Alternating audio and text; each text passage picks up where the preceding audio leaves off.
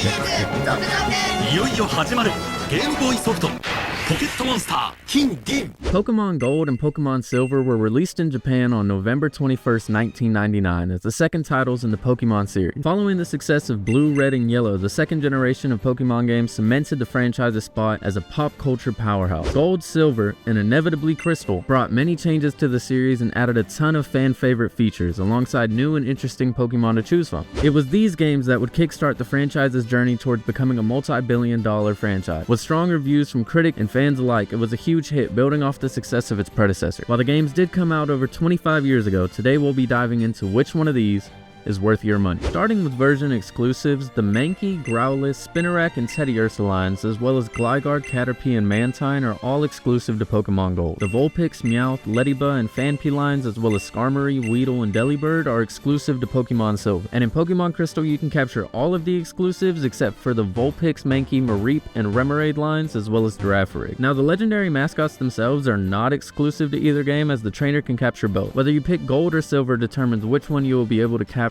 before defeating the Elite Four, and the latter after achieving the Hall of Fame. And in Pokemon Crystal, you can do this as well, but the main focus is Suicune, as it has a unique storyline built into it. The second generation of Pokemon games did not solely rely on a Pokemon's availability as an exclusive feature. These games also introduced and kept with them, because this has not been brought back ever since, version exclusive Pokemon Sprite. Pokemon Gold's Gengar looks ominous, as if looking down on the trainer, embracing its cursing energy and standing tall in the demonic forces that surround its aura. Whereas its Silver Sprite is the complete opposite, bringing a childish charm as it stands in a joyous pose. Both of Machamp's Gen 2 sprites have them standing firm and solid, representing the discipline that comes with mastering martial arts. And I'm not gonna lie, when it comes to the starter's front sprite, I prefer Silver over Gold. The rabbit hole goes deep, as 100 new Pokemon were introduced in Generation 2 of the Pokemon games, bringing the total number of Pokemon to 251. That's 502 unique Pokemon sprites. Crystal bounces between versions to determine which sprites they use, so you get the best of both worlds if this is your choice. So when it comes to version exclusive, I believe each game deserves a point in this bout. These games were very well rounded and offer great experiences no matter which game you pick. Just like in Generation 1 of the Pokemon games, the Pokemon you receive from the Game Corner differ depending on which version you choose to play.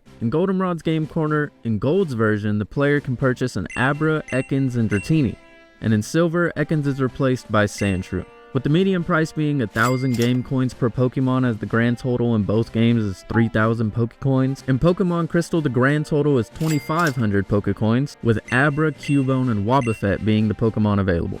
I'm not gonna lie, Dratini is a lot more expensive because it's a lot stronger, but in Crystal, the player now has a Dratini with extreme speed gifted to them from Claire's grandfather. So I think Crystal takes the cake for now. Let's take a look at Celadon's Game Corner. In the post-game of Gold and Silver, you can purchase Eevee, Mr. Mime, and Porygon, whereas in Crystal, the player can purchase Pikachu, Porygon, and Larvitar. And honestly, do the prices matter at this point? I just said extreme speed Dratini and Larvitar. I think we all know who's getting the point for this round. Anyway, so with Crystal in the lead for now, let's take a look at the replayability for each version and decide who should receive our second to last point. Pokemon Gold and Silver share in-game trades, whereas Crystal alters a few, as well as introduce the Odd Egg, which can be obtained from the Daycare Man.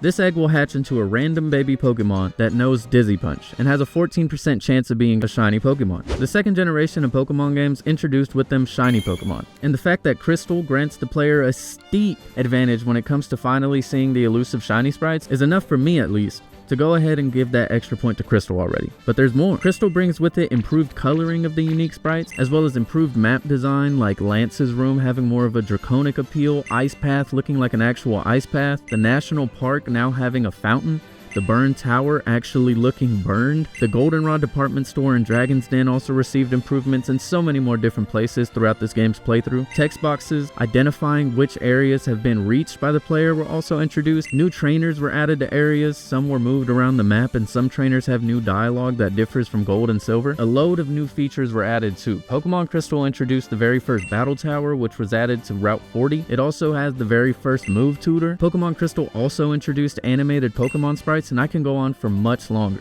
There are so many more intricacies introduced alongside Pokemon Crystal that it would be ridiculous not to give Pokemon Crystal the point when it comes to replayability. And now for our final bout, it is the real life price of these cartridges and what it will cost you. When it comes to Pokemon Gold, according to Price Starting, the median price for a loose cartridge will cost you around $57.94, whereas Silver will run you about $59.49. and Pokemon Crystal nearly triples this cost, with the median price being $143. Like I said in the Gen 1 reviews, I don't believe $60 is over expensive for a Pokemon gaming experience, but $143 is ridiculous. And I understand why, as Pokemon Crystal is the worst selling main series Pokemon game, selling 6.4 million copies worldwide. Nonetheless, when it comes to price, Gold and Silver take the cake here, which leads me to my conclusion, which is that if you have the money and you're a hardcore Pokemon fanatic, I highly recommend Pokemon Crystal. But if that $143 price tag means a whole lot more than the experience, I still think Gold and Silver have so much to offer. Considering the fact that you could snag both of these versions and still save around $40 when compared to Crystal, you know,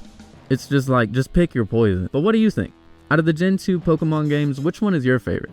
Do you have any experience with these already, or are you looking to grab them for yourself? Let me know in the comments below, and I'll catch you next time.